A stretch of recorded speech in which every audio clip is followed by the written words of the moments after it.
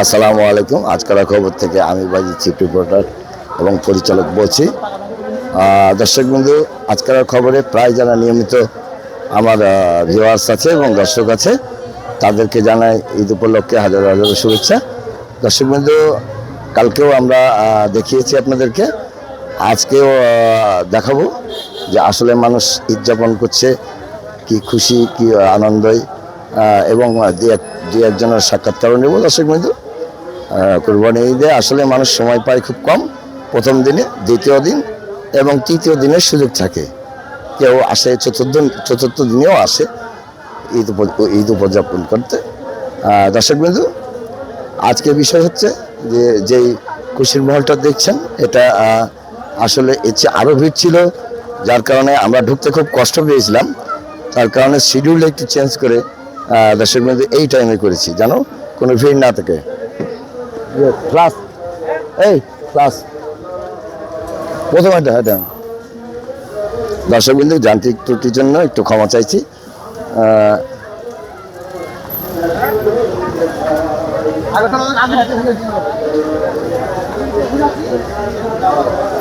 হ্যাঁ দর্শকবন্ধু, কিছু যান্ত্রিক ত্রুটির জন্য ক্ষমা চাচ্ছি কিছু সময়। দর্শকবন্ধু, আজকে আমরা প্রতিবেদন নিব যে কোনো একজন দর্শনদারী যারা এখানে ঘুরতে এসছে এবং ঈদের উপলক্ষে আসছে, অবশ্যই তাদের একটা সাক্ষাৎকার নেব।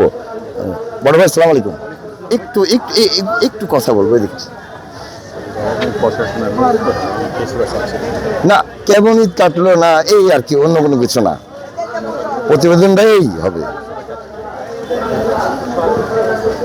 দর্শকবৃন্দ, আমরা খুঁজছি বাবুর শোনো যাও, এদিকে আসো বাবু।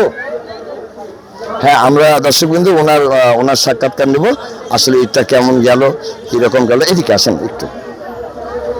আপনি বলুন তো, আজকে এই যে ঈদ যাপন করছেন, আপনারা খুশির কারণে এখানে আসছেন, কোথায়, এবং আপনার পরিচয় দিয়ে একটু বলবেন যে আসলে আপনার এই বছর করার দিনটা কেমন কাটছে।